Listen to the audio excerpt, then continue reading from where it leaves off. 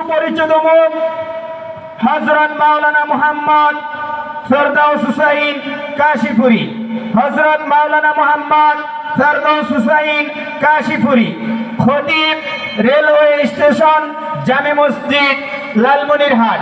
আমি মুহতারামকে জ্ঞান গর্ব আলোচনা পেশ করার জন্য মাহফিলের পক্ষ থেকে বিনীতভাবে অনুরোধ জানাচ্ছি।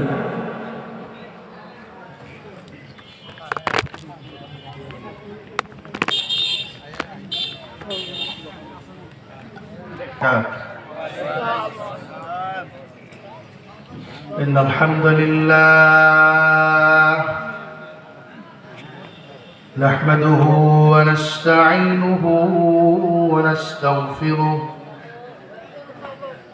ونؤمن به ونتوكل عليه ونعوذ بالله من شرور أنفسنا ومن سيئات أعمالنا من يهده الله فلا مضل له ومن يضلله فلا هادي له وأشهد أن لا إله إلا الله وحده لا شريك له وأشهد أن سيدنا ومولانا محمدا عبد الله ورسوله أما بعد فقد قال الله سبحانه وتعالى في كلامه المجيد والفرقانه الحميد أعوذ بالله من الشيطان الرجيم بسم الله الرحمن الرحيم نون والقلم وما يسطرون ما أنت بنعمة ربك بمجنون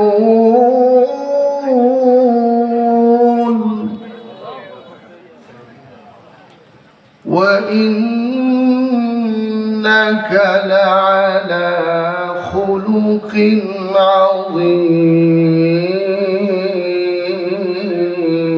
عظيم وقال رسول الله صلى الله عليه وسلم بعثت ليتمم مكارم الأخلاق صدق الله العظيم وصدق رسوله النبي الكريم ونحن على ذلك من الشاهدين والشاكرين والحمد لله رب العالمين কেউ চুপ থাকবো না, সকলেই নামাজের মধ্যে যে দরুদে ইব্রাহিম পড়ি সকলেই সমস্বরে সেই দরুদে ইব্রাহিম পড়ব।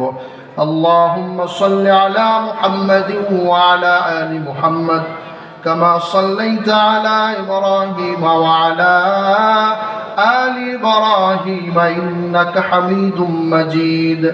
আল্লাহুম্মা বারিক আলা মুহাম্মাদিন ওয়া আলা আলি মুহাম্মাদ كما باركت على إبراهيم وعلى آل إبراهيم إنك حميد مجيد الحمد لله ধামেরহাট দারুল উলুম ক্যাডেট মাদ্রাসার উদ্বোধন উপলক্ষে ওয়াজ ও দোয়া মাহফিলের সম্মানিত সুযোগ্য সভাপতি জনাব আলহাজ আব্দুল খালেক মন্ডল, প্রতিষ্ঠাতা ও সভাপতি অর্থ মাদ্রাসা, আজকের ওয়াজ ও দোয়া মাহফিলের প্রধান অতিথি হযরতুল আল্লাহ হযরত মাওলানা আমিনুল ইসলাম হাফিজাহুল্লাহ, খতিব ধামেরহাট কেন্দ্রীয় জামে মসজিদ, এবং আমার পূর্বে বয়ান করেছেন উত্তরবঙ্গের জ্যেষ্ঠ আলেমে দ্বীন হযরত মাওলানা মুফতি ওমর ফারুক ফারুকি হাফিজাহুল্লাহ, অত্যন্ত জ্ঞানগর্ভ আলোচনা আপনাদেরকে উপহার দিয়েছেন। সকলে বলি আলহামদুলিল্লাহ। আমন্ত্রিত হযরত উলামায়ে কেরাম, তুলাবায়ে ইজম, মুরব্বিয়ানে কেরাম, ইতিপূর্বে জাতির যুগশ্রেষ্ঠ রাহাবার যারা উলামায়ে কেরাম আপনাদেরকে গুরুত্বপূর্ণ আরো নসিহত পেশ করেছেন। মুহতারাম হাজিরিন, আমরা সকলেই সেই মহান আল্লাহ সুবহানাহু ওয়া তাআলার মহান দরবারে সকলেই শুকরিয়া আদায় করছি যে মহান মালিক আমাদেরকে আজকের এই আয়োজনে অসংখ্য অগণিত মানুষের মধ্য থেকে অল্প সংখ্যক মানুষকে দিনের কিছু কথা বলা এবং শোনার জন্য আমাদের ব্যস্ততার মধ্যেও অগণিত মানুষের মধ্য থেকে আল্লাহ তাআলা আমাদেরকে আগে আসার এবং বসার এবং কথা শোনার তৌফিক দিয়েছেন। এই জন্য আমরা খুশি না বেজার?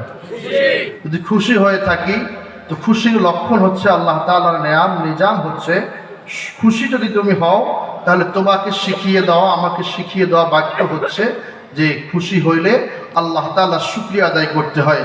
আমরা সকলেই সে আল্লাহর শুকরিয়া আদায় করছি। সকলে জবান খুলে আকাশ বাতাসকে তোলপাড় করে দিয়ে আমরা আমাদের মালিক আল্লাহ সুবহানাহু ওয়া তাআলাকে বলবো, ও আমাদের মালিক, ও আমাদের খালিক, ও আমাদের জীবনদাতা, ও আমাদের বহুদাতা আল্লাহ, তুমি অগণিত মানুষদের থেকে অনেক মানুষ এখানে এসেছিল, তারা বসে থাকতে পারে নাই, তুমি আমাকে এখানে কবুল করেছো আল্লাহ। আমি হেদায়েতের আশায় এখানে বসেছি, আমি গুনাহগার, আমি পাপাচার, আমি খতাকার। ও মালিক, আমার গুনাহগুলোকে তুমি মাফ করার জন্য, হেদায়েতের জন্য তুমি এখানে বসিয়েছো, নেক কাজ করার সুযোগ দিয়েছো। এই জন্য তোমার শুকরিয়া আদায় করতেছি। বোবার পরিচয় দেব না। মুহতারাম হাজিরিন, যে যেখানে আছি, মাইকের আওয়াজ যেই পর্যন্ত পৌঁছাবে সকলেই সমস্বরে সুউচ্চ কণ্ঠে সেই মালিকের, সেই আল্লাহর শুকরিয়া আদায় করছে। সকলে জবান খুলে বলি আলহামদুলিল্লাহ।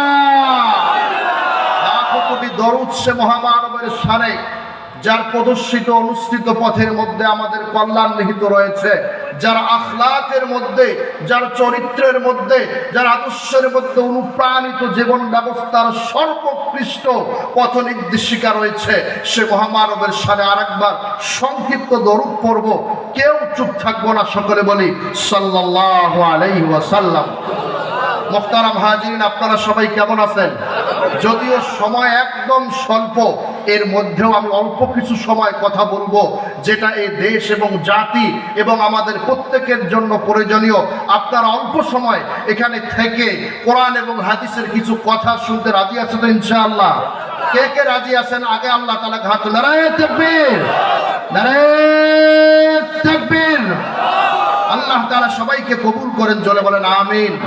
আমি শুনেছি ধামেরহাটের লোকের ব্যবহার, আচার আচরণ সব দিক থেকে ভালো এবং অতি সর্বাগুণে গুণান্বিত আপনারা, এবং আপনাদের ঈমান আমল আল্লাহ তাআলা যেন হেফাজত করেন, বলেন আমিন। এবং সবাইকে যেন হেদায়েত নিয়ে আল্লাহর সন্তুষ্টির উদ্দেশ্যে কাজ করার তৌফিক দান করে, সকলে বলেন আমিন। আচ্ছা, আমরা এখানে কার সন্তুষ্টির জন্য এসেছি?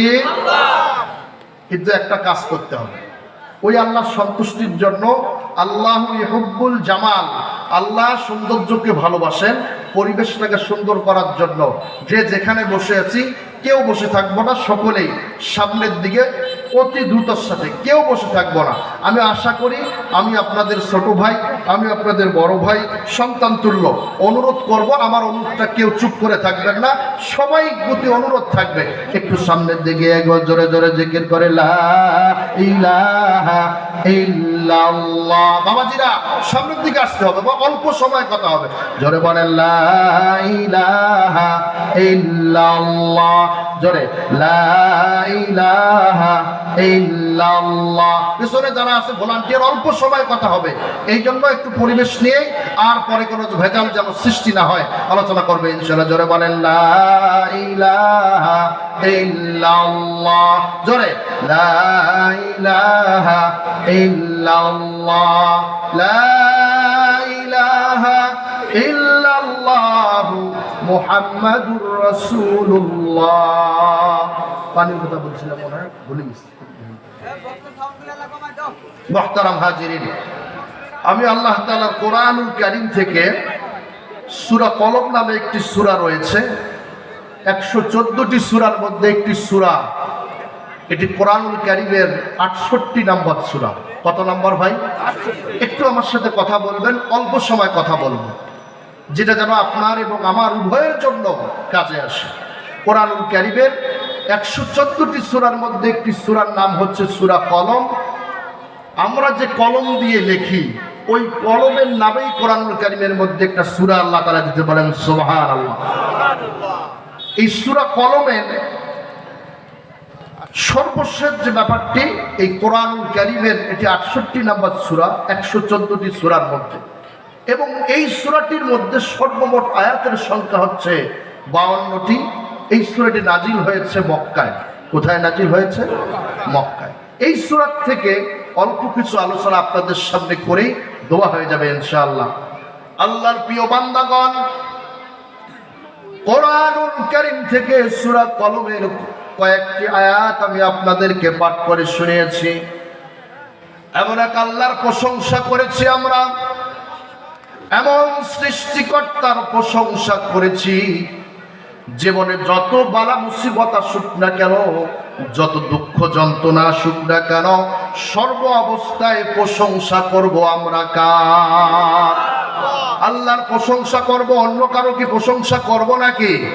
বিপদে পড়লে প্রশংসা করব কার? মুসিবতের মধ্যে প্রশংসা করব কার?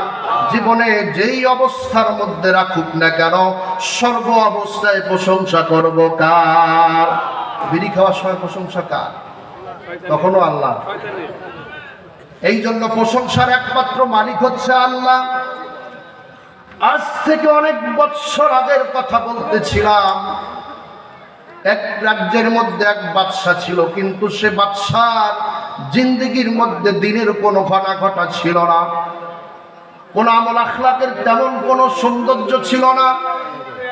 সমাজের মধ্যে এমন অসংখ্য মানুষ আপনি খুঁজে পাবেন যেই লোকগুলো নিজেকে মুসলমান বলে দাবি করে, আছে না নাই? কিন্তু জীবনে নামাজ পড়ার জন্য মসজিদে যাওয়া তো দূরের কথা, নামাজ পড়ার জন্য মসজিদে যাওয়া তো দূরের কথা, কখনো যদি কোথাও উষ্টা খায়াও পরে পশ্চিম দিকে পড়ে না, এমন লোক আছে না নাই?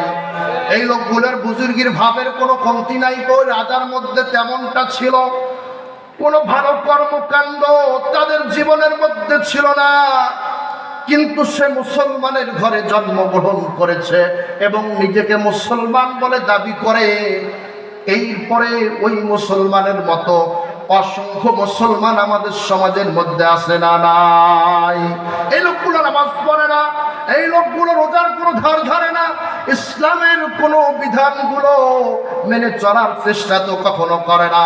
আবার দেখবেন কথা বলার সময় বড় বড় কথা বলে যে মৌলবীদের মধ্যে যত মারামারি কাটাকাটি, অমুক হুজুর নামাজ পড়ে, তমুক হুজুর নামাজ পড়ে। অনেক রকম মানুষের আবির্ভাব ঘটেছে। ওরা এক হুজুর তো আর এক হুজুরকে দেখতে পারে না, এক নামাজি তো আর এক নামাজিকে দেখতে পারে না। সুতরাং ওই জন্য আমি নামাজে পড়ি না, এমন বুজুর্গ আল্লাহর ওলি আছে না নাই? ওই এই ঝামেলার কারণে নাকি নামাজই বাদ দিছে। এক কত বড় খারাপ লোকের সমাজ, এই লোকের মধ্যে মানুষের বসবাস। ওই রাজার মতো লোক এখনো সমাজের মধ্যে আছে। আল্লাহ পাক রব্বুল আলামিন কোরআন কারীমের মধ্যে এই জন্য এই সকল খারাপ লোক যারা 5 ওয়াক্ত নামাজের ধার ধারে না, মুসলমানের ঘরে জন্মগ্রহণ করে, শুধু নামের সামনে মোহাম্মদ লাগিয়ে চলে, কিন্তু মুসলমানিত্বের কোনো কাজ তার মধ্যে খুঁজে পাওয়া যায় না। কোন মুসলমানিত্বের কোনো কর্মকাণ্ডগুলো তার জিন্দগির মধ্যে নাই, কিন্তু সে মুসলমান বলে নিজেকে দাবি করে। ও দুনিয়ার মুসলমানেরা, জেনে রাখার দরকার, তামাম দুনিয়ার মধ্যে যত মানুষ আছে 700 কোটি মানুষের বসবাস, এর মধ্যে মাত্র 200 কোটি থেকে 250 কোটি মুসলমান, আর বাকিগুলো ভিন্ন ধর্মের অনুসারী। আল্লাহ পাক রব্বুল আলামিন এই দুনিয়ার বুকে যত মানুষগুলোকে পাঠিয়েছেন, প্রত্যেকটা মানুষগুলো মানুষের আকৃতি থাকতে পারে, কিন্তু এই মানুষ হচ্ছে 2 ধরনের। জোরে বলেন কয় ধরনের? কয় প্রকার মানুষ? জোরে বলেন। 2 প্রকার। সকলে বলেন কয় প্রকার মানুষ? 2 প্রকারের মানুষ এই দুনিয়ার মধ্যে রয়েছে। একটা হচ্ছে মানুষ, দেখতে মানুষ, কিন্তু আল্লাহর আদালতে, আল্লাহর খাতায় এই লোকগুলো মানুষ নয়। আর কিছু মানুষ হচ্ছে প্রকৃত মানুষ। এই মানুষগুলো আল্লাহর খাতার মধ্যে এরা প্রকৃত পক্ষেই মানুষ। সুবহানাল্লাহ বলবেন না? আপনারা কি প্রকৃত মানুষ হতে চান না আকৃতিগত মানুষ হতে চান? আচ্ছা আপনাদেরকে বলি, ছাগলের মতো কিন্তু কিছু কুকুরকেও দেখা যায় কি যায় না?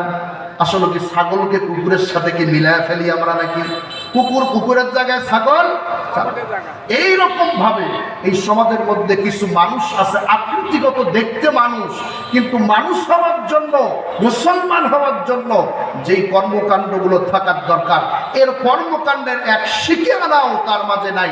সুতরাং এই মানুষগুলো নিজেকে মানুষ দাবি করলেও আমার আল্লাহ বলে এরা মানুষ নয়, বরং এরা জানোয়ার। জোরে বলেন নাউজুবিল্লাহ। একটা লোক জীবনে কখনো বাদাম বিক্রি করে নাই, তাকে কি আপনি কখনো বাদামওয়ালা বলতে পারেন? ঝালমুড়ি কেউ বিক্রি করে নাই, তাকে কি আপনি ঝালমুড়িওয়ালা বলতে পারেন? একটা লোক জীবনে রিক্সা চালায় নাই, আপনি কি তাকে রিক্সাওয়ালা বলতে পারেন নাকি? আরে প্রত্যেকটা মানুষের নিজের পরিচয়কে প্রকাশ করার জন্য কিছু কর্ম করতে হয়। শুধু মুসলমানের ঘরে জন্মগ্রহণ করলে নামের সামনে মোহাম্মদ লাগিয়ে নিজেকে মুসলমান বলে দাবি করলে মুসলমান হওয়া যায় না।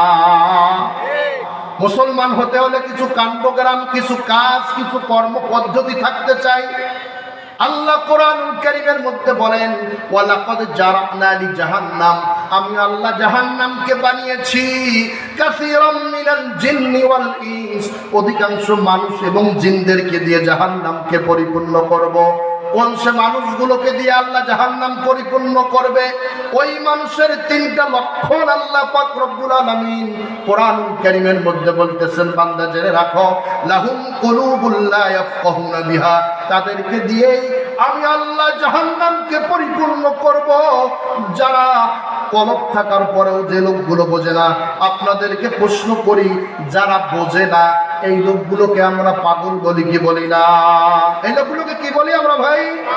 পাগল বলি। কারণ কোন পাগল যদি কোনো ভালো মানুষের শরীরের মধ্যে বা গায়ের উপর হাত তোলে, আমরা কি বলি যে তাকে আর কিছু বলার দরকার নেই, এটা বুঝে কম পাগল।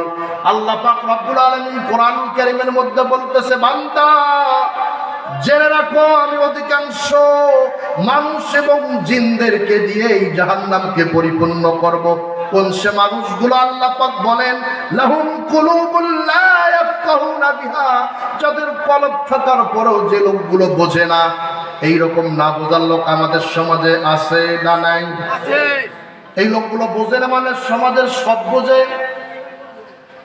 টাকা কামাই করতে হবে, অর্থ উপার্জন করতে হবে, কেমনে কোথায় কি করা লাগবে, বিশাল অট্টালিকা নির্মাণ করতে হবে, সবকিছুই বোঝে। কিন্তু তাকে ইসলাম মানতে হবে, নিজেকে মুসলমান বলে পরিচয় দেওয়ার জন্য কিছু কর্মকাণ্ড করা লাগবে। যে লোকগুলো এই কথা বোঝে না, কিন্তু নিজের উন্নতি এবং অর্থ ইনকামের যত রাস্তা, সব রাস্তাগুলো বোঝে, কিন্তু ইসলামের কথা আসলে বলে আমরা অত জিনিস বুঝি না। না বুঝলে বাঁচার কোনো বুদ্ধি নাই। কারণ কিছু লোক কেমন আছে আমাদের সমাজের মধ্যে, এই লোকগুলো বলে যে যত বিপদে পড়ার হুজুরাই পড়ুক, যত বিপদে পড়ার নামাজিরাই করুক, কারণ এদের হিসাব বেশি হবে। আমরা অত দিন ইসলাম ধর্ম বুঝি না, এগুলো মেনেও তেমন চলি না। এইটা বলে বাঁচার কোনো বুদ্ধি নাই। বরং এমন হবে বাঁচার বুদ্ধি, এই লোকগুলো যখন কবরের মধ্যে যাবে, এই লোকগুলোকে যখন জিজ্ঞাসা করা হবে কেমন কি কোথায়, ইসলাম সম্পর্কে যখন এই লোকগুলোকে জিজ্ঞাসা করা হবে, এই লোকগুলো যখন বলতে পারবে না, এই লোকগুলো তখন আল্লাহ পাক রব্বুল আলামিন সাধারণ একটা মানুষের থেকে এই লোকগুলোর ওপর গজব বেশি হবে। কারণ তুমি কেন বুঝো নাই এইটা জিজ্ঞাসা করবে। বোঝার চেষ্টা করার দরকার আছে কিনা? বোঝার চেষ্টা করবে না, কিন্তু শুধু এমনি বলে যাবে, এমন করে পার পাওয়ার কোনো সুযোগ নাই। আপনি বাজারের মধ্যে যাবেন, বাজারের মধ্যে গিয়ে লাউ কিনতে ধরেছেন, কোন লাউটা ভালো আর কোন লাউটা খারাপ, এইটা কেমনে কিনবেন না কিনবেন এই জ্ঞান আছে, কিন্তু যেটা লাউ শক্ত সিদ্ধ হবে না, এইটা কি কেউ কেনে? দেখে শুনে সুন্দর লাউটা কেনার বুদ্ধি তোমার মাথায় ঢুকেছে। সুন্দর করে বাজারের মধ্যে গিয়ে পচা মাছ না কিনে ভালো মাছ কেনার মতো বুদ্ধি তোমার মাথার মধ্যে আছে। আর ইসলামের কোনো বিষয় যখন তোমার মাঝে আসে তখন তুমি যেই পাগল সাজো, এই পাগল সেজে আল্লাহর কাছে পার পাওয়ার কোনো সুযোগ নাই। মুসলমান ভাইরা আমার, এই জন্য দিনের ব্যাপারে খেয়াল করতে হবে। দুনিয়ার মানুষগুলোকে আল্লাহ পাক রব্বুল আলামিন জানিয়ে দিয়েছেন, বান্দা লাহুম কুলুবুল লা ইয়াফকাহুনা বিহা, যাদের কলব থাকার পরেও যে লোকগুলো বোঝে না, কলব আছে কিন্তু বোঝে না, ওয়ালাহুম আয়ুনুল লা ইউবসিরুনা বিহা, এমন কিছু চক্ষু আছে যে চক্ষুগুলো দেখার পরেও দেখে না, হেদায়েতের রাস্তা খুঁজে পায় না, ওয়ালাহুম আযানুল লা ইয়াসমাউনা বিহা, যাদের কান থাকার পরেও যে লোকগুলো শোনে না, এই তিন শ্রেণীর লোকগুলোকে আল্লাহ পাক রব্বুল আলামিন বলতেছেন উলাইকা কাল আনআম, এরা চার পাওয়ালা জানোয়ারের সমান। বলেন নাউজুবিল্লাহ। জানোয়ার চার পাওয়ালা বলতে বোঝানো হয়েছে চার পাওয়ালা যে জানোয়ারগুলো চারটা পায়ের উপর ভর করে যারা হাঁটে, এদেরকে চার পাওয়ালা জানোয়ার বলা হয়েছে। এখন প্রশ্ন আসতে পারে, হুজুর আল্লাহ মানুষকে এত আশরাফুল মাখলুকত করে পাঠিয়েছেন, আর এই মানুষগুলোকেই আল্লাহ পাক রব্বুল আলামিন আবার বলতেছেন যে জানোয়ারের সমান। এটা বলার পিছনে কারণ কি? জানোয়ারের মধ্যে সব থেকে নিকৃষ্ট যে জানোয়ার, সে জানোয়ারটার নাম কি ভাই? কুকুর। এই কুকুরের চারটা পা রয়েছে। এই জানোয়ারের সাথে মানুষকে তুলনা করেছে। কিছু মানুষ এমন আপনি সমাজের মধ্যে মানুষের আকৃতি দেখতেছেন, কিন্তু আল্লাহর কাছে এই মানুষগুলো দেখতে মানুষের মতো, কিন্তু প্রকৃত পক্ষে মানুষ নয়, বরং আল্লাহর কাছে এই মানুষগুলো হচ্ছে জানোয়ার। এখন প্রশ্ন এসেছে, হুজুর কেন জানোয়ার বলছেন? দুনিয়ার মধ্যে নিকৃষ্ট এই জানোয়ার কুকুরকে যদি আপনি জিজ্ঞাসা করেন যে কুকুর, এই কুকুর যদি জীবনে তিনটা জিনিস পায়, এই কুকুরের জীবনের মধ্যে আর কোনো সুখ শান্তি থাকে না। শুনতে রাজি আছে তো ইনশাআল্লাহ? কয়টা জিনিস পাইলে কুকুর শান্তি করে বলেন? তিনটা। এমন জিনিস, এক নম্বরে বলা আছে কুকুরের খিদা লাগলে যদি খাবার পায়। খিদা লাগলে কি পায়? রাত্রি হলে ক্লান্তি কিন্তু কুকুরেরও আছে, ঘুমায় কি ঘুমায় না? তন্দ্রা যাক, আর ঘুমানোর যে পদ্ধতি অবলম্বন করার দরকার তারা তেমনি অবলম্বন করে। রাত্রি হলে কুকুরও ঘুমায়। আবার কুকুর জীব হিসাবে জৈবিক চাহিদা দিয়েছে, বাচ্চা প্রসব করার যে সিস্টেম, কুকুরেরও যখন বিপরীত কুকুরের দরকার হয়, ওই সময় যদি বিপরীত স্ত্রী কুকুরকে দেওয়া হয়, আচ্ছা বলেন একটা কুকুরের জীবনের মধ্যে আর কোনো সুখ শান্তির দরকার আছে? খাবার সময় যদি খাবার পায়, ঘুমানোর সময় যদি ঘুমাইতে পারে, আর যখন তার যৌনাচারের প্রয়োজন হয় তখন তাই করতে পারে, তাহলে কুকুরের জীবনের মধ্যে আর কোনো সুখ শান্তির দরকার নাই। আর কোনো সুখ শান্তির দরকার নেই। আপনি খেয়াল করেন, আপনার ডানে বামে একটু পূবে পশ্চিমে সব দিক দিয়ে খেয়াল করেন, কিছু মানুষ সমাজের মধ্যে এমন আছে, এরা না মসজিদের মধ্যে যায়, এরা না মাহফিলে যায়, এরা না দিনের কোনো কাজের মধ্যে যায়। এরকম কিছু লোক আমাদের সমাজে আছে না? দিন ধর্মের কথা শোনার সাথে এই লোকগুলোর শরীরের মধ্যে আগুন ধরে কি ধরে না? আগুন ধরে। এখন আপনাদেরকে বলি, কুকুর খাওয়ার সময় খায়, এটা যদি দেন আপনি, মানুষের মধ্যে কিছু মানুষ রয়েছে যে মানুষগুলো খাবার জোগাড় করার জন্য বৈধ অবৈধ কোনো কিছুই মানে না, কোনো কিছুই না মেনে সে তার স্বমহিমায় কামাই রোজগার করে আর নিজের ব্যাংক ব্যালেন্স পরিপূর্ণ করার এমন লোক আমাদের সমাজে আছে না নাই? এরকম কিছু লোক দেখবেন, এই লোকগুলো জীবনে সারা জীবন অবৈধ কর্ম করেছে, ব্যাংক ব্যালেন্স করেছে, অর্থ উপার্জন করে, এই লোকগুলো বড় বড় টাকা ঘুষ বাণিজ্য করে, সুদ খেয়ে ব্যাংক পরিপূর্ণ করে টাকা রেখে বয়সে যখন পড়ছে চামড়ায় ঢিল, তখন কার সাথে দিছে মিল? আল্লাহর সাথে দিছে মিল। এটা খেয়াল করবেন, এই হাজী সাহেব, এই মাওলানা সাহেব, এই মৌলভী সাহেব, যত বড় বুজুর্গ হোক না কেন, শেষ সময় এসে এই তওবাকে আমার আল্লাহ কবুল করবেন না। যত বড় বুজুর্গ হোক না কেন, যত বড় নেককার কাজ শেষ বয়সে করুক না কেন, এইটা আমার আল্লাহ কবুল করবেন না। কারণ পৃথিবীতে হক দুই প্রকার। জোরে বলেন কয় প্রকার? হক হচ্ছে দুই প্রকার। একটা হচ্ছে আল্লাহর হক। জোরে বলেন কার হক? আল্লাহর হক হচ্ছে নামাজ কম বেশি করেছেন আল্লাহ মাফ করবে, রোজার কম বেশি করেছেন মাফ করবে, যাকাতের কম বেশি করেছেন আল্লাহর হক এটাও মাফ করবে। কিন্তু বান্দার যে হকগুলো নষ্ট করে দিয়েছেন এর একটা হক আল্লাহ পাক রব্বুল আলামিন যতক্ষণ পর্যন্ত যার হককে নষ্ট করেছেন তার কাছে মাফ না চাওয়া পর্যন্ত ওই বান্দাকে আমার আল্লাহ মাফ করবেন না। বলেন নাউজুবিল্লাহ। আপনি ঘুষ খেয়েছেন, অনেক ঘুষ খেয়ে চাকরি যখন শেষ তখন এখন বলতেছেন যে আস্তাগফিরুল্লাহ আর জীবনে ঘুষ খাবো না, এই তওবা কবুল হবে না। তুমি যার কাছে ঘুষ খেয়েছো তার টাকা ফেরত না দিয়ে তার কাছে মাফ না চেয়ে তুমি আল্লাহর কাছেও মাফ চাবা, আমার আল্লাহ তোমাকে মাফ করবে না। ওই বাজার থেকে এখানে আসা পর্যন্ত যদি 10 টাকা রিক্সা ভাড়া হয়, সেখান থেকে যদি একটা লোক এলাকার শেঠ লোক রিক্সায় চড়ে এখানে নামার পরে রিক্সাওয়ালা 10 টাকা ভাড়া 10 টাকাই চেয়েছে, কিন্তু সে এলাকার বড় নেতা সে দিবে 5 টাকা। যখন 10 টাকা চেয়েছে তখন একটা থাপ্পড় দিয়েছে রিক্সাওয়ালাকে, কি তুমি আমাকে চেনো না, আমি কত বড় নেতা, তুমি আমার কাছে 10 টাকা ভাড়া চাও, এই ভাড়া 5 টাকা। জুলুম করেছে কি করে নাই?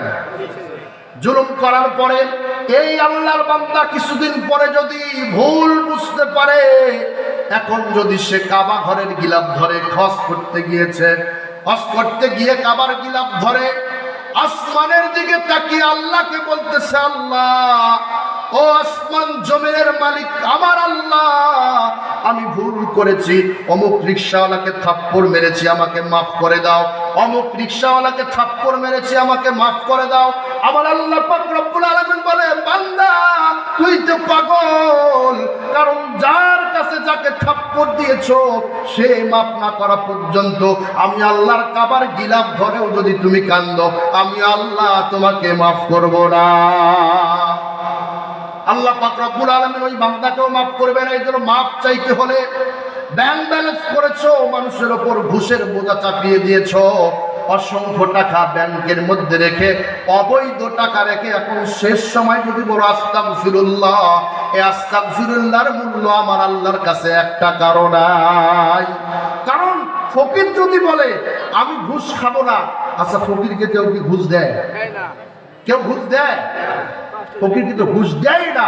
এখন আপনি সারা জীবন ঘুষ খাইছেন, সুদ খাইছেন, বয়স যখন শেষ এখন হজ করে আসার পর যদি বলেন আমি ঘুষও খাই না সুদও খাই না, এই পাগলের তওবা আমার আল্লাহ কবুল করবেন না।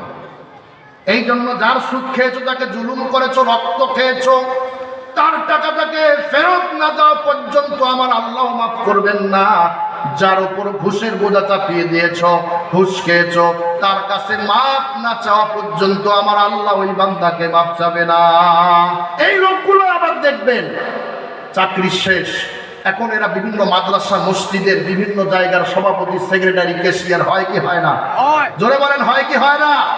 এরা আবার দেখবেন ওলামায়ে কেরামদেরকে বলা শুরু করে দেয় যে হুজুর একদিন যদি মুয়াজ্জিন আযান দিতে কম বেশি করছে, হুজুরকে তখন পুরো ফতোয়া দেয়, হুজুর হালাল করে খাও, হালাল করে খাও। ইমাম সাহেব যদি একদিন কম বেশি করছে, খতিব সাহেব যদি একদিন কম বেশি করছে, হুজুরকে তখন বলা শুরু, হুজুর হালাল করে খাও। তুমি সারা জীবন অবৈধ খায়া ব্যাংক ভর্তি করে এখন মসজিদ মাদ্রাসার সেক্রেটারি হয়ে অন্যের হালাল করে নিজের খোঁজ নাই, এখন ইমাম আর মুয়াজ্জিনের পিছনে লাগছো, হুজুর হালাল করে খাও, হালাল করে খাও। আরে তুই হালাল করে এতদিন খাসিস? ওই হালাল করে খাইছে আগে? ওই নিজে হালাল করে খায় নাই, এখন উল্টা ফতোয়া বুস্ট করতেছে যে হুজুর তোমরা তুমি আপনি হালাল করে খান। এই ফতোয়া দিয়ে এইরকম চলার লোক আমাদের সমাজের মধ্যে আছে না নাই? আছে। একটা গল্প কই, গল্পটা হচ্ছে এক লোক বাজারের পাশে মসজিদ, তো এই মসজিদের নতুন মুয়াজ্জিন নিয়োগ দিচ্ছে। তা মুয়াজ্জিনের বেতন গ্রাম অঞ্চলে কম হয় না বেশি হয়? কম হয়। কথা কম না বেশি? কম হয়। যারা মসজিদ মাদ্রাসার দায়িত্বে, সেক্রেটারি, সভাপতি বা কমিটির দায়িত্বে আছেন, কিন্তু ইমাম, মুয়াজ্জিন এবং খাদেম, খতিব এবং মাদ্রাসার শিক্ষকদের প্রতি যারা এই ফতোয়া দেন যে হুজুর তোমার টাকার মধ্যে বরকত বেশি, তোমরা অল্প পয়সাতেই তোমার চলবে, এই ফতোয়া এই জুলুমবাজদের কঠিন কিয়ামতের দিন আল্লাহর আদালতে জালেমদের কাতারের মধ্যে দাঁড়াইতে হবে। মুয়াজ্জিনের বেতন 800, 900, 1000। তো ওই মসজিদের সেক্রেটারি কি করছে, মুয়াজ্জিন বেতন তো কম পায়, 800 টাকা বেতন, তাও 3 মাস থাকে বাকি, ঠিক না বেঠিক? এখন মুয়াজ্জিন বাজারের মধ্যে একটা দোকান দিচ্ছে, পান বিক্রি করার পাশাপাশি কি দেয় ভাই? আজান দেয়। আজান যখন দিতে থাকে, কিছুদিন গেল, বাজারের দিন বা হাটের দিন যেটাকে আমরা যে যাই বলি, এই দিন বেচাকেনা কম হয় না বেশি হয়? জোরে বলে। বেচাকেনা বেশি হয়। এরপরে বেচাকেনা যখন সুন্দর করে বেশি হয়, মুয়াজ্জিন আজান মাগরিবের সময় কিন্তু মানুষ খরচ নিয়ে বাড়ির মধ্যে রওনা দেয়। তখন পানটা মুখের মধ্যে দিয়া আগরবাতি জ্বালাইতে জ্বালাইতে বাড়ি যায় কি যায় না? আগরবাতি মুখের মধ্যে দিয়া সুন্দর করে রাস্তার দিকে হাঁটা দেয়। কারণ হয়তো নামাজ পড়ে না, কারণ মূল দিয়ে যত দল যত মত, অতএব নামাজে পড়া বাদ দিছে। এখন চিন্তা করতেছে কি, শোনো, মুয়াজ্জিন প্রতি হাটের দিন পরে আজান দেয় ঠিক আছে, কিন্তু মাগরিবের নামাজ পড়ে না। ওই যে সুদখোর, ওই যে ঘুষখোর সেক্রেটারি, এই টের পাইছে যে কয়েকটি মসজিদের মুয়াজ্জিন আজান দেয় কিন্তু নামাজ পড়ে না। এত মারাত্মক অপরাধ। ওই যদি 5 ওয়াক্ত বাদ দেয় তাও তো কমিটির নামাজ না পড়লেও সমস্যা নাই। আর মসজিদের মুয়াজ্জিন বা ইমামের যদি একটু কম বেশি হয়, ফতোয়া কম হয় না বেশি হয়? কোন মসজিদের মুয়াজ্জিন আবার ওই কাজ করার পরে, মসজিদের কাজ করার পরে সিমেন্টের কিছু বস্তা থাকে না, এই সিমেন্টের বস্তাগুলো বিক্রি করে ওই আল্লাহর বান্দা পান খাইছে। খালি বস্তাগুলো থাকে না, তো স্বাভাবিক তো যন্ত্রণা হয়তো বিক্রি করে পান খাইছে। তো ওই যে কিরকম ওই ব্যাংক ব্যালেন্স পরিপূর্ণ করে নিয়ে এখন মৌলবীদেরকে বলতেছে কি করে খা, হালাল করে খা। তো তখন ওই মুরব্বী আবার ফতোয়া নেওয়ার জন্য বড় হুজুরের কাছে গেছে যে হুজুর, আমার মসজিদের মুয়াজ্জিন, গ্রামের কিন্তু সিস্টেম হলো, গ্রামের পদ্ধতি হলো যে তারা ইমাম সাহেব থাকে না, মুয়াজ্জিনে আজান দেয় আবার কি করে নামাজ পড়ে। তা হুজুরের কাছে ফতোয়া নেওয়ার জন্য গেছে, হুজুর আমার মসজিদের মুয়াজ্জিন একটা কাজ করে, যে কি কাজ? সিমেন্টের বস্তা বিক্রি করে খাইছে, তার পেছনে নামাজ হবে কি হবে না? হুজুরের কাছে পেছনে যদি হুজুরের নামাজ না পড়ে তো সামনে করবেন। বুঝেন নাই কথা না? মুরব্বী জিজ্ঞেস করছে যে ওই আমার মুয়াজ্জিন তো সিমেন্টের বস্তা বিক্রি করে মসজিদের টাকা খাইছে, তো এখন হুজুরের পেছনে নামাজ হবে কি হবে না? পেছনে যদি না হয় তো সামনে যাবেন, অসুবিধা কি? আপনি পড়াবেন নামাজ, অসুবিধা নেই। তা কয় হুজুর না, এর কি করেন না, একটু আমাকে সুন্দর করে বলেন যে কি করা যায়। তার পিছনে নামাজ চলবে কি চলবে না? জিজ্ঞেস করছে বেতন দেন কত? কয় 800। কয় তাহলে যাবি। বেতন কত? 800। কয় তাহলে যাবে। আরে বা এত দামের এই বাজারের মধ্যে মসজিদের ইট খুলে বিক্রি করে খায়নি, এইটাই তো কপাল ভাল। আর কয়টা সিমেন্টের বস্তা, খালি সিমেন্টের বস্তা, এই কয়টা বিক্রি খাইছে, তারে ওই সুন্নতি মৌলবীর মুরব্বীরা সহ্য হয় না। ওই মসজিদের মুয়াজ্জিন দেখে, আরে কয় কিরা আল্লাহর বান্দা, মুয়াজ্জিন মানুষ আজান দেয় কিন্তু নামাজ পড়ে না, এর থেকে খারাপ কাজ আরো হতে পারে। আর খারাপ কাজ নাই। কি করছে, প্রত্যেক দিন যখন কয়েকদিন দেখার পরে এক পর্যায়ে সেক্রেটারি কাছে, আজকে তোর খবর আছে, আজকে ধরবো তোকে, মানে মুয়াজ্জিন ধরবে। মুয়াজ্জিন কি করছে, সেইগুলো হাটের দিন আজান দিছে মসজিদের মধ্যে, টার্গেট দোকানের মধ্যে অনেক কাস্টমার বসা রয়েছে, এই কাস্টমার গুলো যা বিদায় করা লাগবে। মসজিদের মুয়াজ্জিন আজান দিয়ে শুধু বের হইছে, বাইরে আসতে, গেটের মধ্যে আসতে, এইদিকে সেক্রেটারিও সেই দিন টার্গেট নিয়ে আসে যে আজকে মুয়াজ্জিনের হাড় হাড্ডি গুঁড়া করার কথা আছে। কিসের আজান দেয়, মাগরিবের নামাজ পড়ে না, এটা কোনো কথা হইল নাকি? সেক্রেটারি যখন মসজিদের দিকে আসা শুরু করছে, অপর দিক থেকে মুয়াজ্জিন আজান দিয়ে শুধু দোকানের দিকে যাওয়ার জন্য পথে ধরছে। এখন সেক্রেটারিকে মুয়াজ্জিন দেখা শেষ, সেক্রেটারির দিকে তাকানোর পরে মুয়াজ্জিন এখন দোয়া করা শুরু করছে, লা ইলাহা ইল্লা আনতা সুবহানাকা ইন্নী কুনতু মিনাজ জালিমিন। কারণ মুস্তাকলি আজকে শেষ। এখন মুয়াজ্জিন চালাক মানুষ তো, এখন হাতা একটু উপরে তোলে আর কাছাকাছি যখন আসছে সেক্রেটারি, 1000 টাকা বেতন, 3 মাস বাকি, আজান দিছি আবার ফির নামাজ, যে আমার নামাজ পড়া লাগবে নাকি? আবার আজান দিছে, এইটাই তো অনেক বেশি, আমার নামাজ লাগবে না। তো যে কয় টাকার বেতন আবার কিসের নামাজ? এইরকম কিছু বাড়তি চিন্তার মৌলবি সহ্য না হওয়া, নামাজি সহ্য না হওয়া, খারাপ টাকের নিজেকে মুসলমান দাবি করা, মুসলমানিত্ব নাই, এইরকম লোক আমাদের সমাজে আছে না নাই? অসংখ্য মানুষ রয়েছে। এই জন্য আল্লাহ পাক রব্বুল আলামিন ওই কুকুরের সাথে জানোয়ারের সাথে মানুষের তুলনা করেছেন যে বান্দা দেখো, যে কুকুর যদি 3টা জিনিস পায় আর মানুষ যদি 3টা জিনিস পায়, দেখো সাদৃশ্য আছে না নাই? কুকুর খাবারের সময় খাবার পায়, খাবার খায়।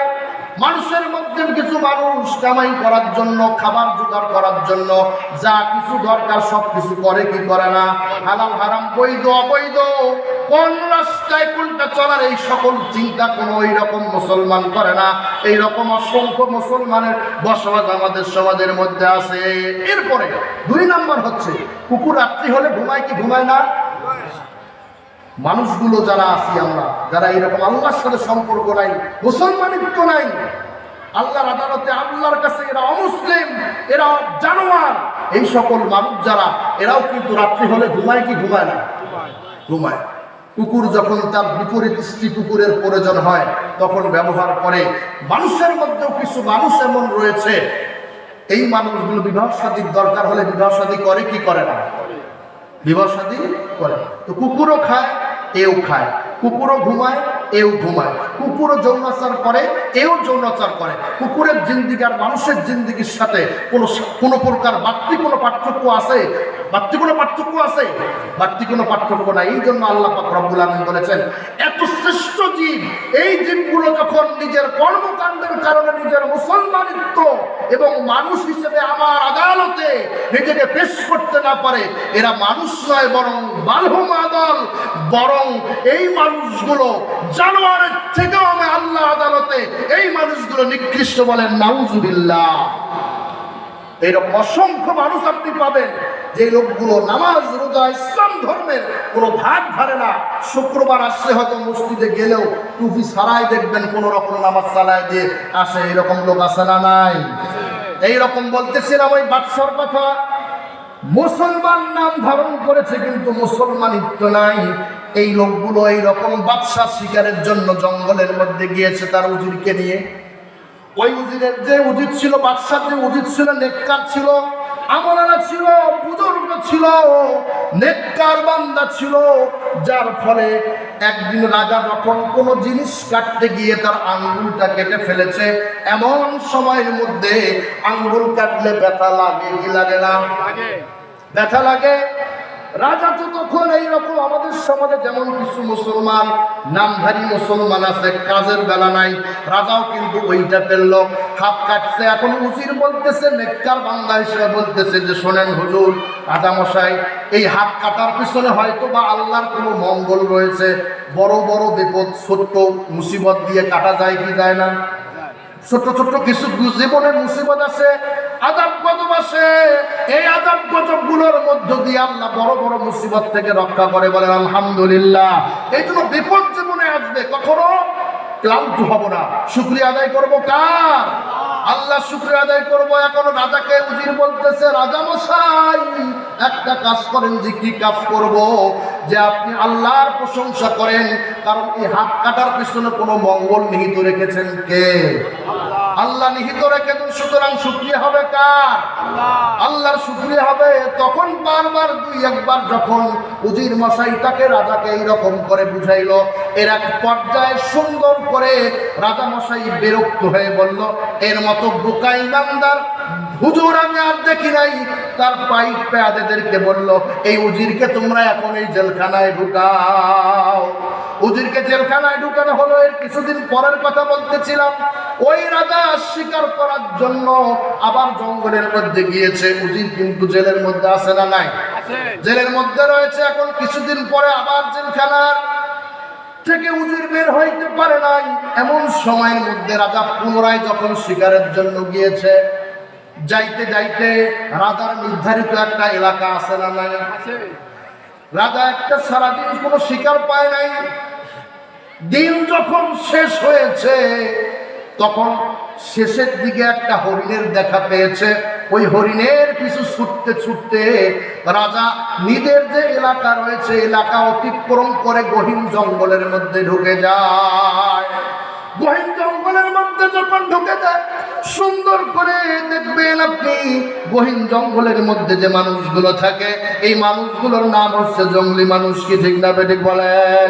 এই জঙ্গলি মানুষগুলোর হাতে রাজা বন্দী হয়ে যায়। ওই জঙ্গলি মানুষগুলো খুঁজতে ছিল, তারা মূর্তি পূজক ছিল, মূর্তির পূজা করত, প্রতিনিয়ত তারা দেব দেবতার পূজা করত। সেই দিন আবার তাদের এমন একটা পূজা ছিল, তাদের দেবতার নামে একজনকে তারা জবে করবে, কোরবানি করবে। তা মৌকা অনুযায়ী অনুপযুক্ত সুন্দর সুশ্রী একটা লোক পাইছে কি পায় নাই? ওদের হাতে ধরা পড়লে বাদশাহ হোক, প্রেসিডেন্ট হোক, কারো কারো খাওয়া আছে।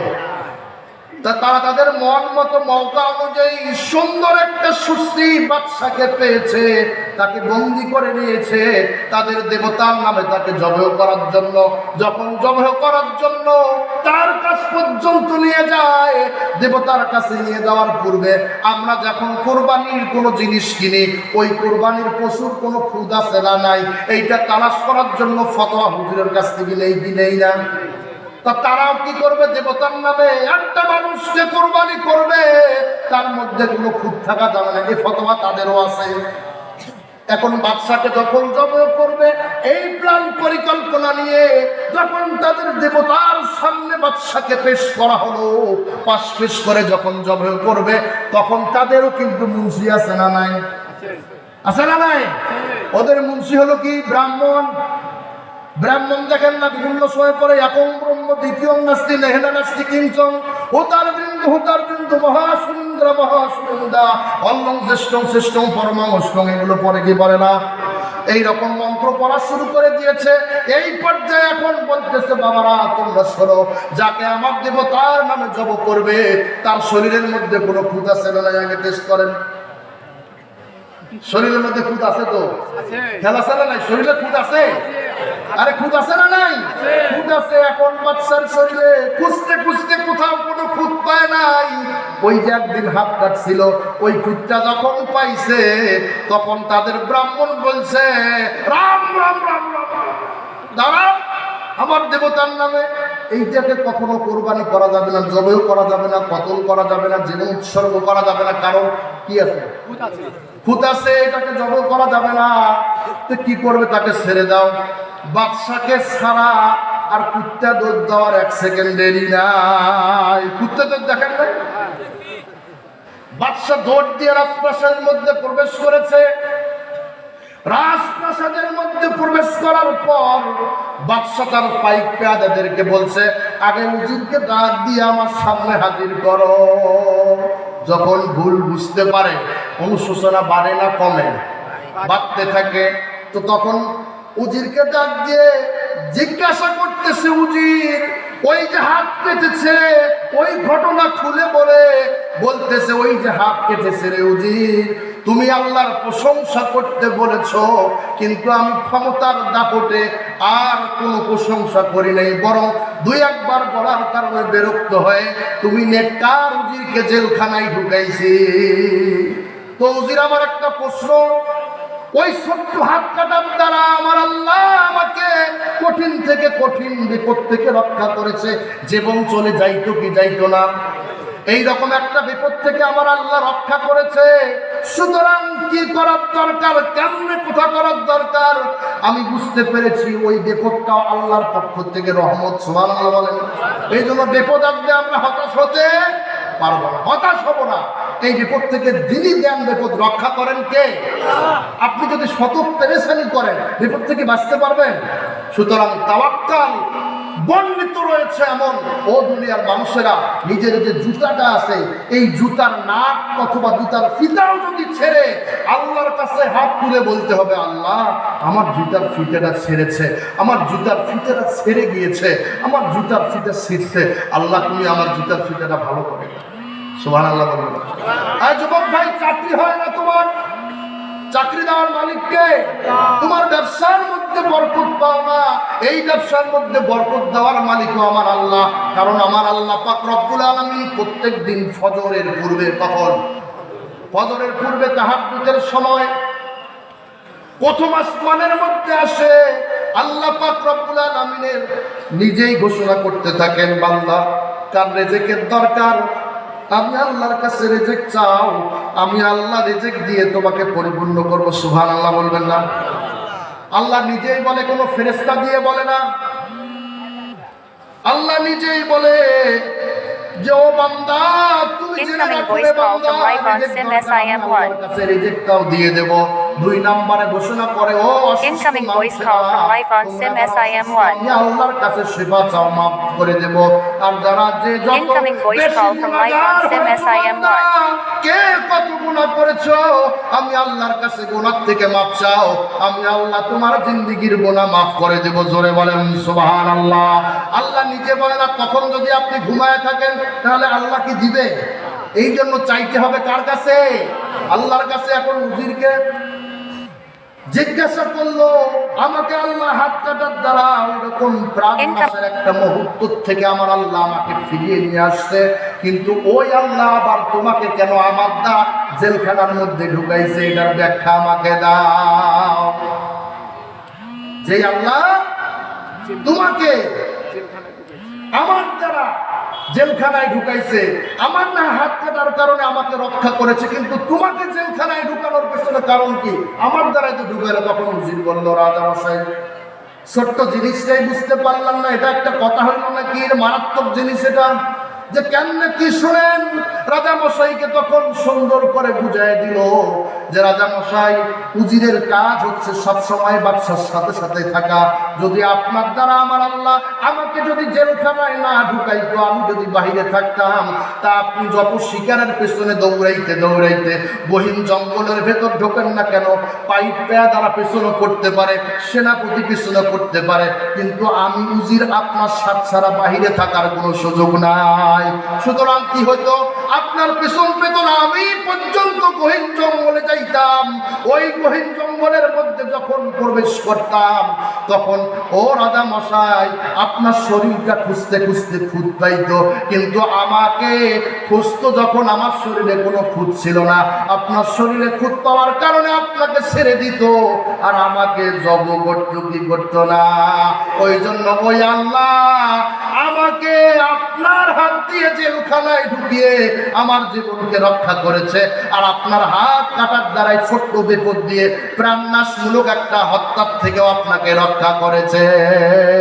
জীবন রক্ষা করার মালিক কে?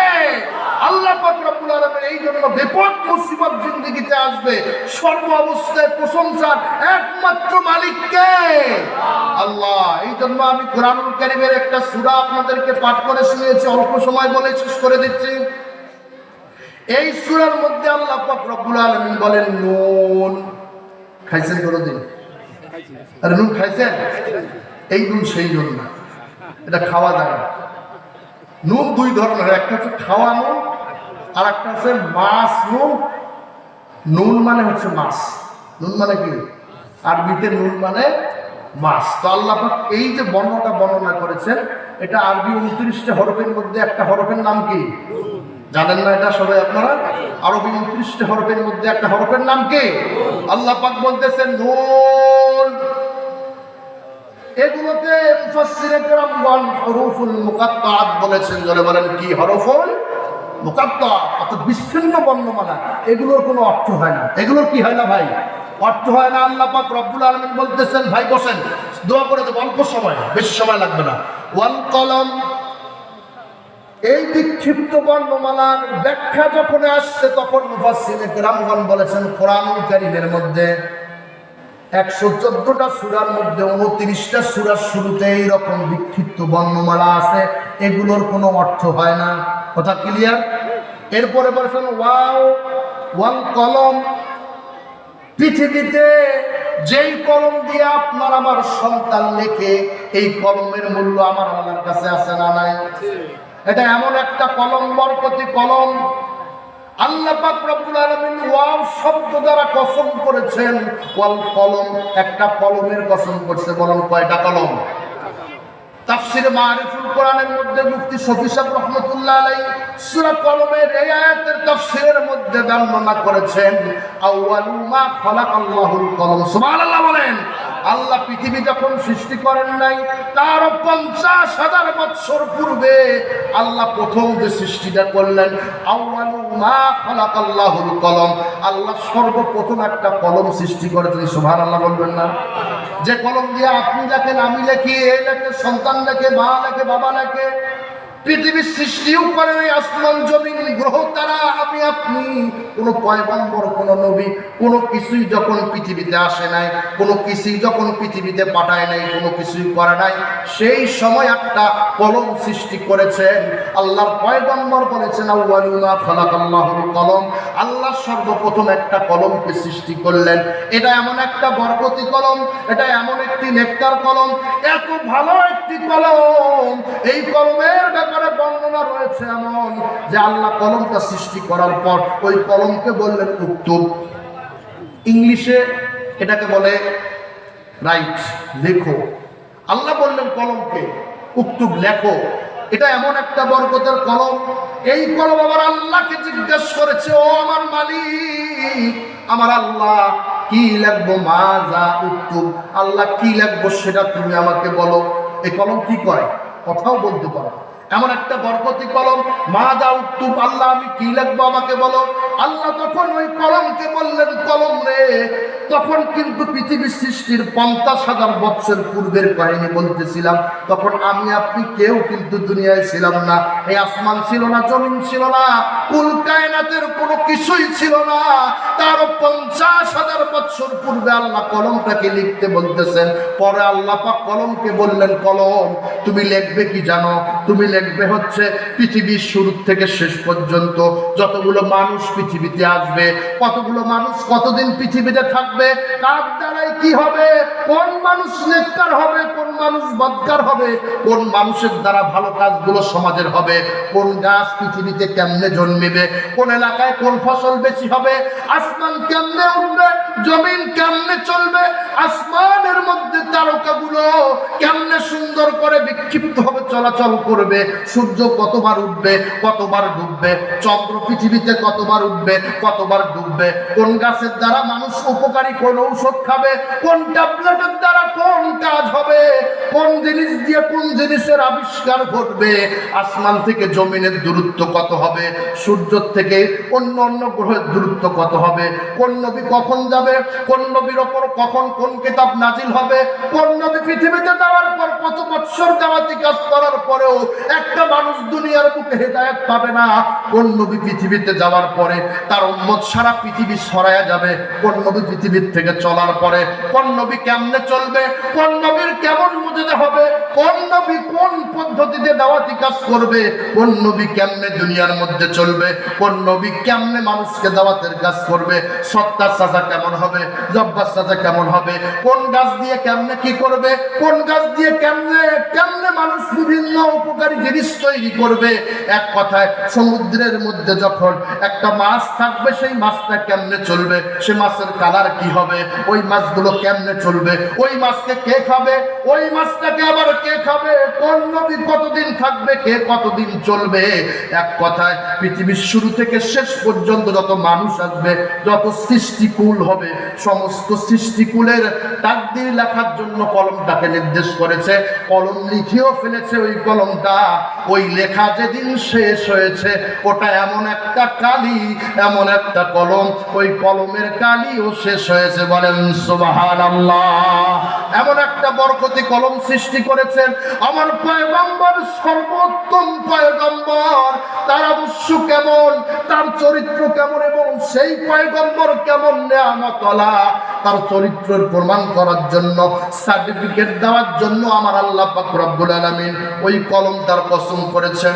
এরপরে বলেছেন ওয়ামা ইয়াসতুরুন, ওই কলম যা লিখেছে তার কলম, একটা হচ্ছে সবকিছুর কসম, আর দুই নম্বর হচ্ছে ওই কলম যা লিখেছে, তার মানে ওই কলম কিন্তু সবকিছু লিখছে, কোরআন লিখছে, হাদিস লিখছে, এরপরে তাওরাত, জাবুর, ইনজিল, কোরআন এক কথায় যত গ্রন্থ রয়েছে, এখনকার যত তাফসীর রয়েছে, এখনকার কে কোন তাফসীর লিখবে, কে কোন হাদিসের কিতাব লিখবে, সব কিছু লিখেছে ওই কলমটা। ওই কলমটার কালিও শেষ হয়ে গিয়েছে। ওই কলমটার কসম করেছেন আমার আল্লাহ। এর পরের আয়াতে আল্লাহ পাক রব্বুল আলামিন বলতেছেন, মা আনতা বিনিআমাতি রাব্বিকা বিমাজনুন। আমার পয়গম্বর যখন হকের দাওয়াত দিচ্ছিলেন, সত্য কথা বলতেছিলেন, হকের দাওয়াত জাতিকে দিচ্ছিলেন, তখন কিন্তু এত সুন্দর হক প্রকাশ করার কারণে আমার পয়গম্বরকে কিছুদিন পূর্বেও যারা আল আমিন বলতো, নেককার বলতো, এখন কিন্তু এই মানুষগুলো যখন হক বলা শুরু করে দিয়েছে, এখন কিন্তু আমার রাসূলকে আর তারা কখনো ক্রমেই কিন্তু আল আমিন বলে না। তখন আমার পয়গম্বরকে বলল, মুহাম্মদ পাগল। নাউজুবিল্লাহ। মুহাম্মদ কি সাল্লাল্লাহু আলাইহি ওয়াসাল্লাম তিনি পাগল, এই অপবাদ আমার রাসূলকে দিতেন। বরং আমার রাসূল কি পাগল? আমার রাসূল পাগল নয়, নেয়ামত আল্লাহ। আমার আল্লাহ বলতেছেন, মানতা বিনিআমাতি রাব্বিকা বিমাজনুন। ওগো পয়গম্বর, আপনাকে পাগল করে আমি আল্লাহ দুনিয়ায় পাঠাই নাই, বরং আপনি আমার নেয়ামত আল্লাহ। কেমন রে নেয়ামত আল্লাহ জানো? তোমার উম্মত যখন হাসরের ময়দানের মধ্যে দাঁড়িয়ে যাবে, কোটি কোটি মানুষ যখন বিপদের পরিপন্থী বিপদের মুখোমুখি হবে, তখন এটা এমন এক নেয়ামত আল্লাহ ওই পয়গম্বর সিজদার মধ্যে পড়ে যাবে। আমার আল্লাহকে দুনিয়ার সমস্ত উম্মতগুলো, সমস্ত নবীগুলো সিজদায় পড়ে বলবে, নিজেকে বাঁচানোর চেষ্টা করবে, ও উম্মত রে, তোমার নবী কিন্তু নিজেকে বাঁচানোর কোনো ফিকির নাই। তোমার নবী কিন্তু নিজেকে পরিপূর্ণ রেহাই পাওয়ার জন্য কোনো ফিকির নাই। সিজদায় পড়ে তোমার নবী বারবার বলা শুরু করে দিবে, ইয়া উম্মতি উম্মতি। আমার আল্লাহ আমার উম্মতগুলোর কি হবে? কারণ নবী জানে বান্দা গুনাহগার, আমার উম্মত গুনাহ এত বেশি করেছে, আমার উম্মতগুলো দলে দলে জাহান্নামে যাবে। আমি আল্লাহ সহ্য করতে পারবো না, আমি জান্নাতে যাইতে পারবো না, সিজদায় পড়ে থাকবে। আমার আল্লাহ বলবে, ও পয়গম্বর, সিজদার থেকে মাথা তোলো, কি চাও, কেমনে চাও? পয়গম্বর বলবে, আল্লাহ আমার উম্মতকে মাফ করা, সুপারিশ করার অনুমতি দেন। সিজদার থেকে তখন পর্যন্ত মাথা তুলবে না। যখন মাথা তুলবে না, তখন আমার আল্লাহ ওই পয়গম্বরকে ডাক দিয়ে বলবে, ও পয়গম্বর, যাও, তোমাকে সুপারিশ করার পারমিশন দিলাম। তুমি নিজে 70,000কে এমন করে সুপারিশ করবে যারা গুনাহগার ছিল, পাপাচার ছিল, অন্যায় কাজ করেছে, খারাপ কাজ করেছে। এই রকম 70,000 উম্মতকে কোনো প্রকারের হিসাব ছাড়া আমি আল্লাহর জান্নাতে নিয়ে দাও। জোরে বলেন সুবহানাল্লাহ। জান্নাতে নিয়ে যাওয়ার কথা বলে আমার নবী মাথা তুলবে না। আল্লাহকে বলবে, আল্লাহ কোটি কোটি উম্মত, এর মধ্যে মাত্র 70,000 কি হয়? আমি আল্লাহ তোমার কাছ থেকেও তাও মাথা তুলবো না। আমার আল্লাহ বলেন, ভাই পয়গম্বর, জেনে রাখো 70,000 থেকে বের হওয়ার কোনো বুদ্ধি নাই। যান আপনি, তারপরেও মাথা তুলতেছেন না। ওই 70,000-এর প্রত্যেক জন আরো 70,000 করে সুপারিশ করে আমি আল্লাহর জান্নাতের মধ্যে নিয়ে যান। আল্লাহ সবাইকে তাদের আওতাভুক্ত করুক। রাজি আছি তো? কে কে রাজি আছে? তা 70,000 যারা ওই মাপে আল্লাহর জান্নাতে যাবে, তাদের পক্ষে যেন আল্লাহ আমাদের কবুল করেন। সকলে বলেন আমিন। আল্লাহ আমাদের গুনাহগুলোকে যেন মাফ করে আমার নবীর সুপারিশ ফলো করেন। সকলে বলেন আমিন।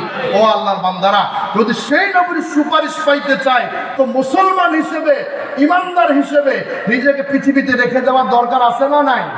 যদি আপনি আপনার সন্তানগুলোকে নিজেকে মুসলমান হিসেবে দাবি করে এই সন্তানগুলোকে মুসলমান করে রেখে না যান, আপনি মারা যাবেন, কিন্তু আপনার কবরের মধ্যে এরা প্রস্রাব করতেও দ্বিধাবোধ করবে না।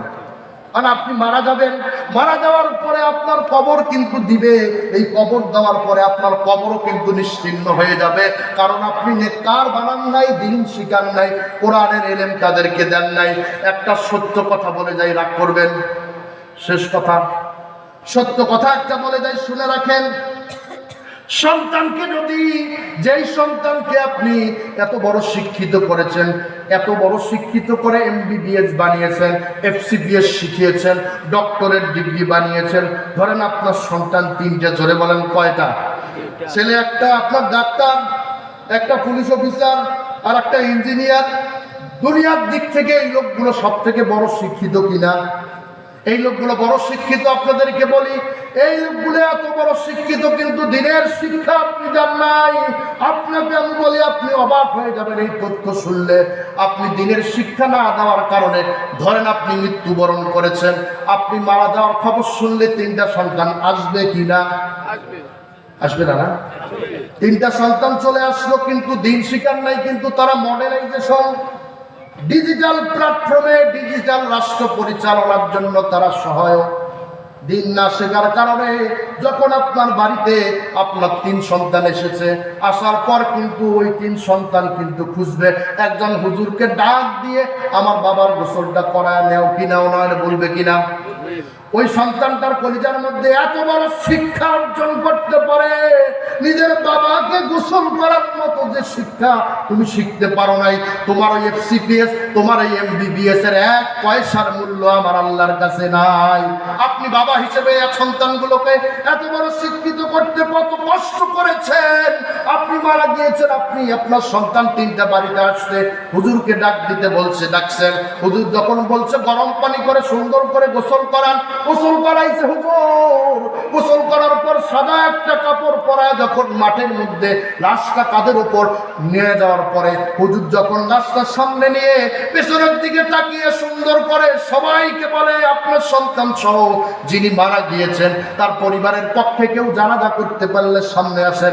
আপনাকে বলি আপনার সন্তান 3টা বড় বড় অফিসার, একটাও কি সামনে এসে আপনার জানাজা পড়াইতে পারবে? যদি দিন শিখান তাহলে পারবে, যদি না শিখান তাহলে পারবে না। ও আল্লাহর বান্দা, তাদেরকে যে বললো যে যদি কেউ তার পরিবারের পক্ষ থেকে জানাজা পড়াইতে পারলে সামনে এসে আসেন, তাহলে আপনার 3টা সন্তানের একটাও আসবে? একটা সন্তানও আসবে? একজনও আসবে না।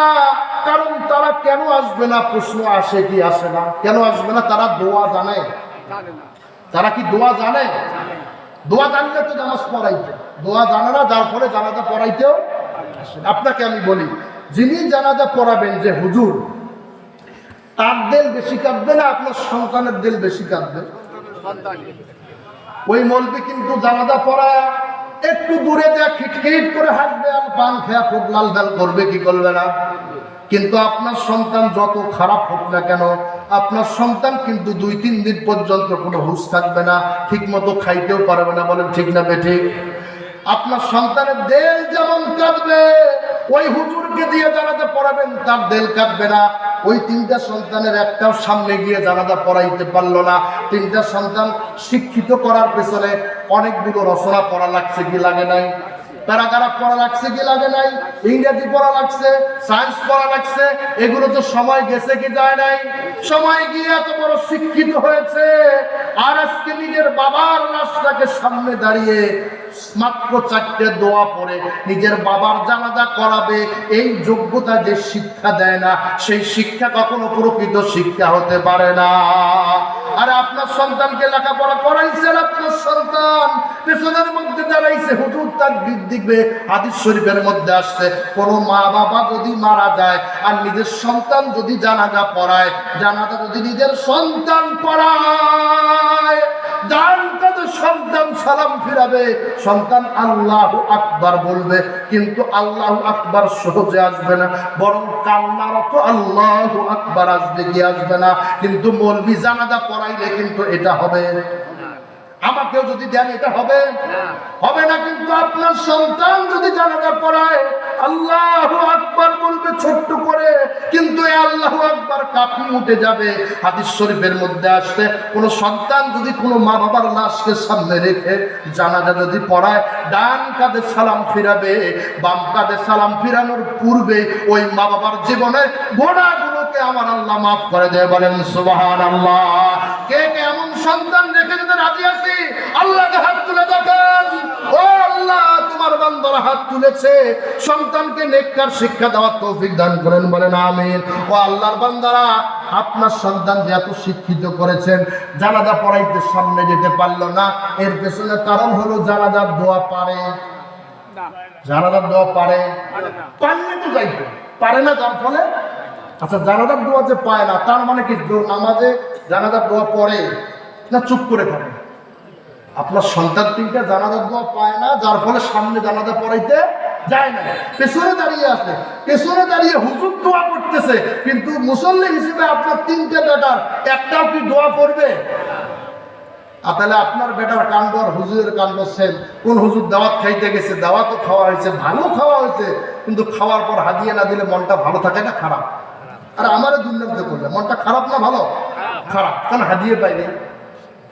বাজারে যা কইছে যে আমাকেও সে ঠকাইছে, আমিও তাকে ঠকাইছি। সুন্দর কেমনে তোমাকে কেমনে ঠকাইলো? আমাকে দাওয়াত খাওয়াইছে কিন্তু হাদিয়া ঠকাইছে কিনা?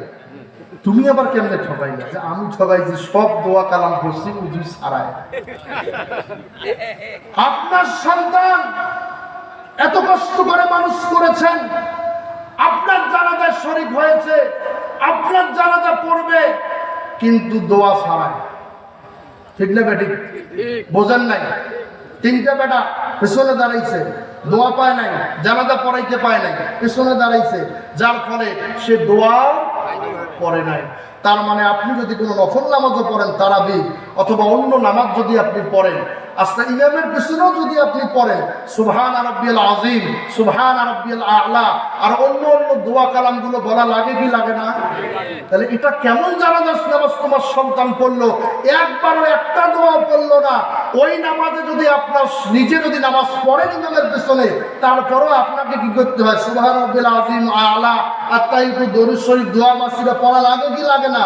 আর এগুলো যদি না পড়েন ওই নামাজ হবে?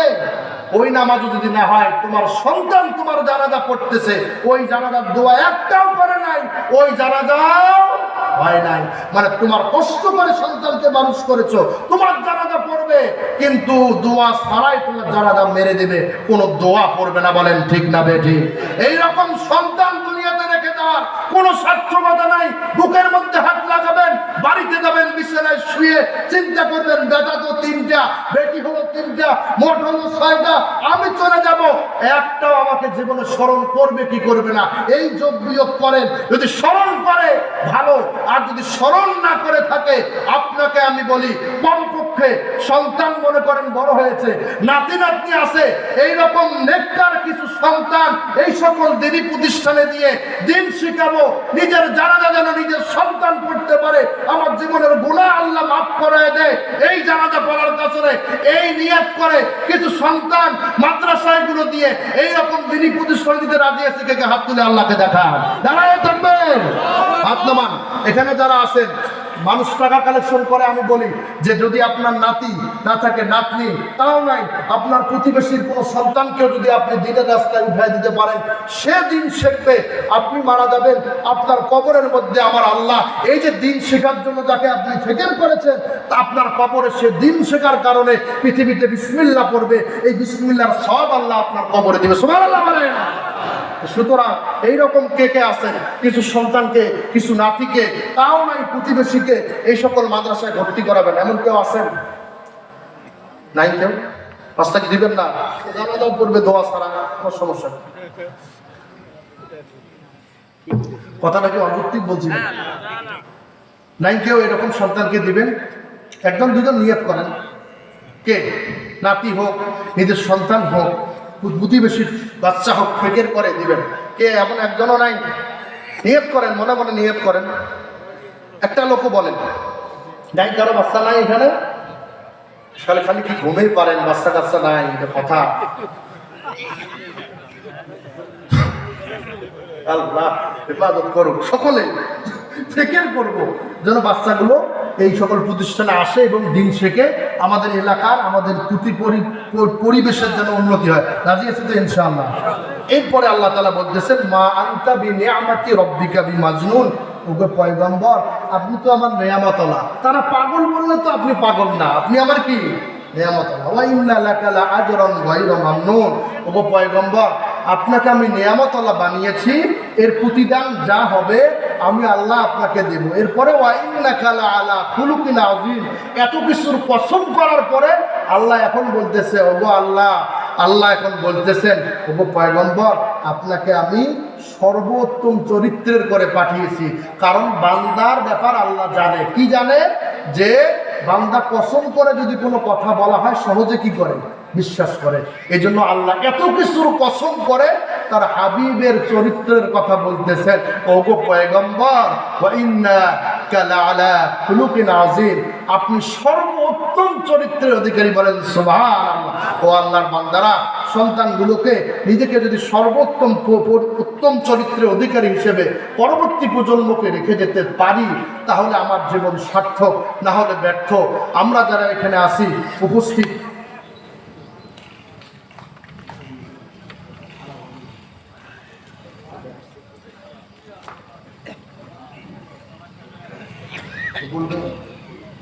আচ্ছা, আপনারা আলহামদুলিল্লাহ আপনারা দিয়েছেন মোটামুটি। এখানে আপনাদের কাছে কিছু চেয়েছে, হিসাবটা হুজুর একটু শোনায় দিতে চলে। সেটা হচ্ছে সর্বমোট ৩৬৫০ টাকা আপনারা দিয়েছেন। এটা অতি সামান্য এই মাহফিলের জন্য। আপনারা সকলেই সামর্থ্য অনুযায়ী, এই জন্য আর একটু যদি আমি আপনাদেরকে বলি, একটু যদি কেউ থাকেন এরকম আল্লাহর কিছু বান্দা, নিজের সন্তানগুলো বড় হয়ে গেছে, দিন শিখাইতে পারি নাই, এখন আমি একটু চেষ্টা করতেছি আল্লাহর দিনের এই সন্তানগুলো পড়বে, আমি মারা যাব, কমপক্ষে এরা তো দিন পড়ার কারণে এই প্রতিষ্ঠানটা এখানে প্রতিষ্ঠিত হলে আমার বাচ্চাগুলো এখানে কমপক্ষে